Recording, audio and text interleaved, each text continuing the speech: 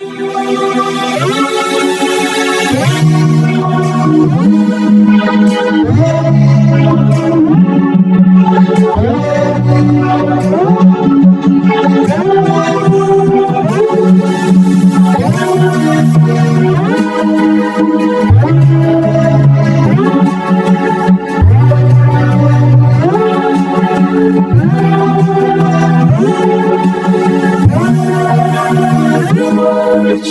su gülüşüne bir tebessüm etsem, hava buz kırağı deli bozuk terk edilmez ahireti.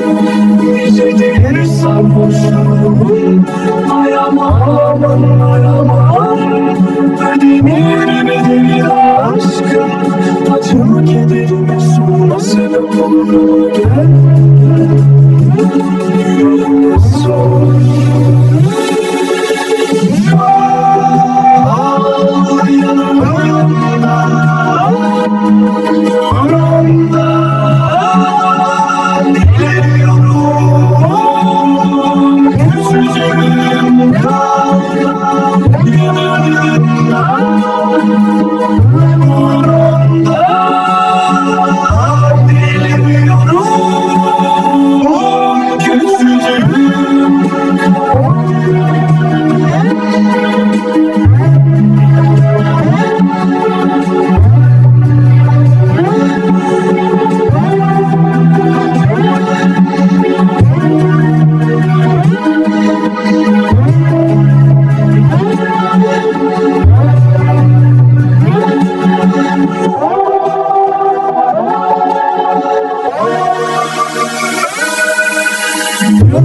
İçim su gülüşüne bir tebessüm etsem, hava buz kırağı deli bozuk terk edilmez ahireti.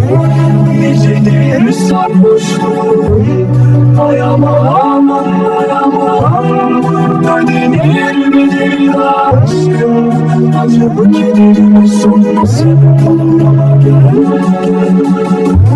yüreğime sor.